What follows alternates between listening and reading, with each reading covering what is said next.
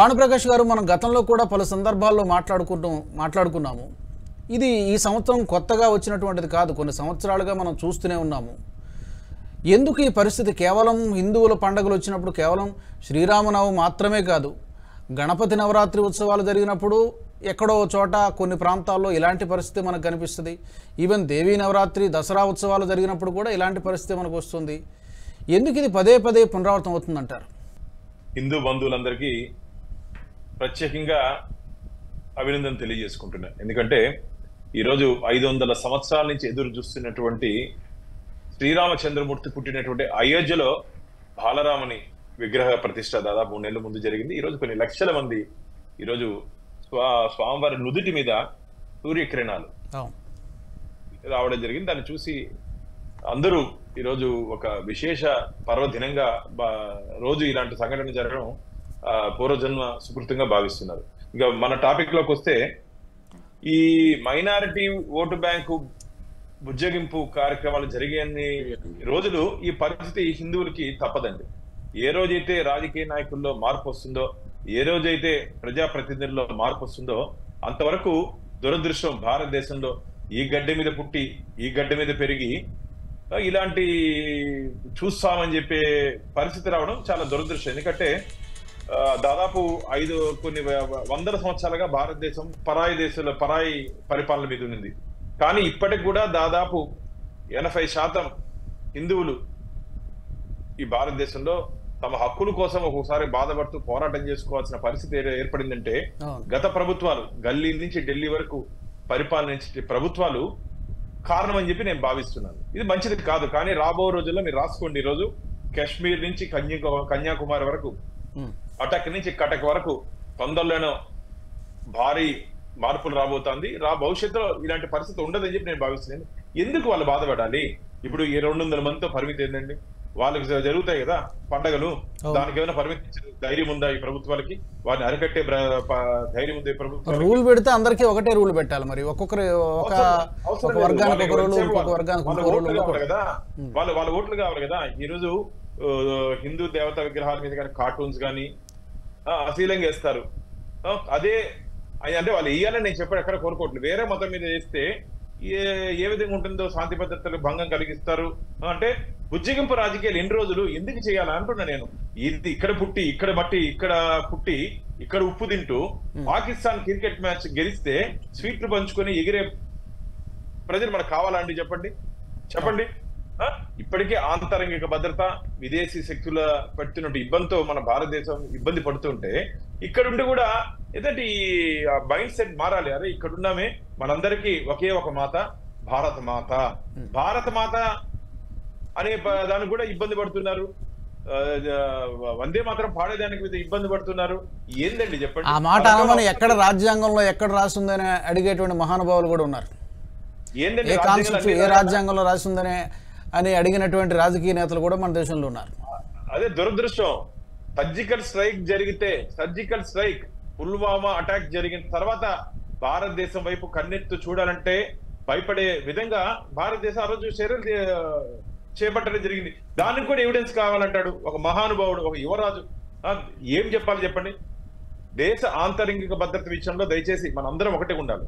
భారతదేశానికి ఏదైనా జరిగితే మనందరం ఒకటి ఉండాలి. ఏదైనా పాలసీ విషయాలు మాట్లాడుకుంటాం, పాలసీ విషయాల మీద ఏదైనా అభిప్రాయ భేదంటే మాట్లాడుకుంటాం. కానీ ఆంతరిక భద్రత విషయంలో కూడా రాజకీయం చేయాలంటే ఇది అసలు ఇంత నీచమైనటువంటి రాజకీయ వ్యవస్థని నేను ఎప్పుడు చూడలేదండి. గతంలో ఇంత అధ్వానంగా లేదు. రాను ఆ మైనారిటీ ఓట్ బ్యాంకు పర్సంటేజ్ దురదృష్టం పెరిగిపోతుంది. వాళ్ళ ఓట్ల కోసం ఇక్కడ ఉన్నటువంటి రాజకీయ నాయకులు వాళ్ళ భజనకి ఆధారపడుతున్నారు. వాళ్ళు ఏమి చేసినా సరే, మీరు 200 మందితో ఆంక్షలు విధించినా సరే, 2 లక్షల మంది హిందువులు, 2 లక్షల మంది శ్రీరామ భక్తులు, 2 లక్షల మంది హనుమాన్ భక్తులు యాత్ర పాల్గొంటారు. ఇప్పుడు 23వ తేదీ మాకు ఎల్లుండి తిరుపతిలో కూడా ఉంది. పవిత్ర పుణ్యక్షేత్రమైన తిరుపతిలో కూడా ఎల్లుండి మాకు ఆంక్షలు చెప్పి ఏంటంటే అకేషన్ అంటే శోభాయాత్ర ఉంది. దానికి కూడా ఇలాంటి ఆంక్షలు చెప్పాం మేము. మీరు ఆంక్షలు పెడితే ఊరుకుండే ప్రసక్తే లేదు. ఖచ్చితంగా మేము అందరం పాల్గొంటామని చెప్పి గట్టికి తట్టించిన తర్వాత మీ బందోబస్తు మీరు చూసుకోండి. మేమైతే ఎట్టి పరిస్థితుల్లోనూ శాంతియుతంగా మా యాత్రను మేము చేస్తాము. ఎవరికి ఇబ్బంది పెట్టము. మా వల్ల ఎవరికి ఇబ్బంది ఉండదు. వాళ్ళు ఇబ్బంది ఏదైనా పెట్టాలి ఎవరన్నా అనుకుంటే మాత్రం వాళ్ళ ఇబ్బంది పెడతారని కూడా చెప్పాము. అర్థమైంది కదన్నా? మేమైతే ఎవరిని ఇబ్బంది పెట్టాం. మా యాత్ర మీద ఎవరన్నా ఉద్దేశపూర్వకంగా ఏదైనా ఇబ్బంది పెట్టాలని చెప్పి ప్రయత్నం చేస్తే మాత్రం బాగుండదని చెప్పి చాలా గట్టిగా కూడా చెప్పడం జరిగింది. ప్లస్ మేము ఎప్పుడు శాంతిని కోరుకుంటాం. భారతదేశం ఏ రోజైనా సరే వేరే విదేశాల గడ్డ మీద దాడి చేసిన సందర్భంలో ఒకటి చెప్పండి. అందరూ వచ్చి మన దేశం మీద దాడి చేశారే తప్ప భారతదేశం ఎప్పుడు ఇది లేదండి, ఆకాంక్ష లేదు మనకు. ఇక్కడ బయట పోయి దాడి చేయాలి, వాళ్ళు ఆకుపోయి చేసుకోని చెప్పి ఎప్పుడు లేదు. కానీ మన దేశం దగ్గరికి వస్తే మనం వదలం. అది భారతదేశం మన రక్తంలో ఉండింది. నేను ఒకటే చెప్పదలుచుకున్నా, మన పూర్వీకులు మనకి ఇచ్చినటువంటి వారసత్వ సంపద మన సంస్కృతి, సంప్రదాయాలు, దేవాలయ వ్యవస్థ. దాన్ని కాపాడుకోలేకపోతే ఎందుకండి? అవన్నీ కాపాడుకొని భావి తరాలకు ఇవ్వాల్సిన బాధ్యత మనందరి మీద ఉంది. కాబట్టి ఈ ఆంక్షలకి ఎవరు బెదిరే ప్రసక్తే లేదు. ఖచ్చితంగా రాబో రోజుల్లో మొత్తం కాషాయమయం కాబోతోంది. భారతదేశం మొత్తం కాషాయమయం కాబోతోంది. స్వామి వివేకానంద కళ్ళగన్నటువంటి నవభారత నిర్మాణంలో భారతదేశం స్వర్ణ భారత్ కాబోతోంది. అది మా అందరి ఆశ. అంటే ఒక భారతీయ జనతా పార్టీ అధికార ప్రతినిధిగాను, భారతీయ జనతా పార్టీలో సభ్యుడిగా మాట్లాడట్లా, ఒక హిందువుగా ఈ దేశంలో పుట్టి పెరుగుతున్నటువంటి భారతీయుడిగా నా ఆకాంక్ష, నా అభిలాష అది రాబో రోజుల్లో నెరవేరుతుందని చెప్పి ఆశాభావం వ్యక్తం చేస్తుంది. మీకు ఇంకో విషయం చెప్తున్నా. ఈరోజు తిరుమల తిరుపతి దేవస్థానం నిధులు తీసుకొని మున్సిపల్ కార్పొరేషన్ డివియేట్ చేస్తున్నారండి. వాళ్ళకి ధైర్యము దమ్ముంటే వర్క్ బోర్డు ఆస్తి నుంచి కానీ, క్రిస్టియన్ మిషనరీ ఆస్తి నుంచి కానీ ₹1 మాది 100 కోట్లు అడిగారు స్వామివారి డబ్బుని.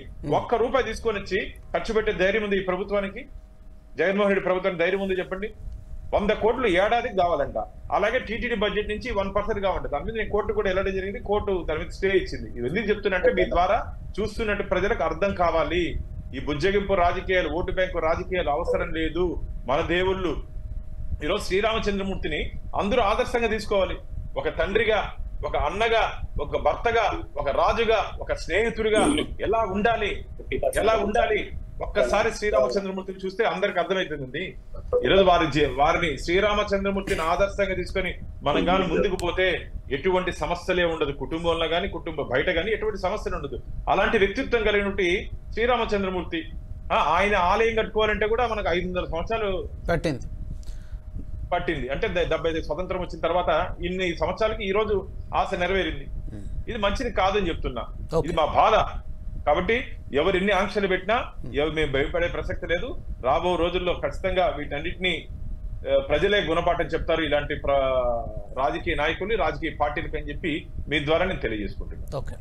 ఈ వీడియో మీకు నచ్చినట్టయితే లైక్ చేయండి, 10 మందికి షేర్ చేయండి. అలాగే కామెంట్ల రూపంలో మీ అభిప్రాయాలను మాతో పంచుకోండి. Nationalist hub group of channels ను సబ్స్క్రైబ్ చేసుకుని తెలుగునాట జాతీయవాద జర్నలిజాన్ని ప్రోత్సహించండి. ఈ వీడియో కింద ఉన్న బెల్ ఐకాన్ పై క్లిక్ చేయడం మర్చిపోవద్దు.